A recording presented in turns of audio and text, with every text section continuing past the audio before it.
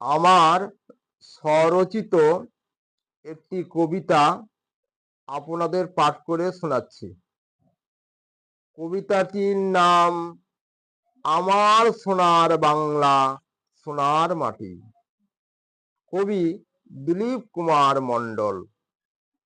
আপনারা দয়া করে আমার ভিডিওগুলিতে অবশ্যই সাবস্ক্রাইব দয়া করে দেবেন। আমার সোনার বাংলা সোনার মাটি, এই মাটিতে সোনায় শুধু ফলে যে খাঁটি। এ মাটি ফোটায় রে ফুল ভরিয়া দুকুল, এই সোনার মাটি সোনায় ফলে নেই তো কোনো ভুল। সেখানে রে ভাই 12 মাসে 13 পার্বণ, জলে এসে ভরে দেয় আষাঢ় শ্রাবণ। হরেক রকম ফুল দোলন দিয়ে রং বেশে, ভোমরা আসে গুনগুনিয়ে ফোটা ফুলের পাশে। আকাশে বাতাসে হেতায়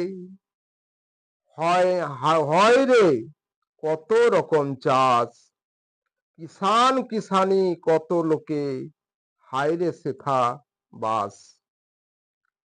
পাখি ডাকে গাছের ছায়ায় ঢাকা মায়ায় ভরা, কত ফোটে রে ফুল বাঁধে রে পাখির বাসা। এই মাটিতে নানা জাতের নানা লোকের বাস, মা লক্ষ্মী ভরে দেয় গোলা সবার হয় যে ধানের চাষ। আদর করে সোহাগ ভরে আসে কত আমন্ত্রণ, পাকা ধানের বাসে বাসে নবান্নে সবার নিমন্ত্রণ। এ মাটি ফোটায় ফুল যেমন বসন্তকালে, চৈত্র বৈশাখ মাসে এই মাটি আবার আগুন জ্বলে।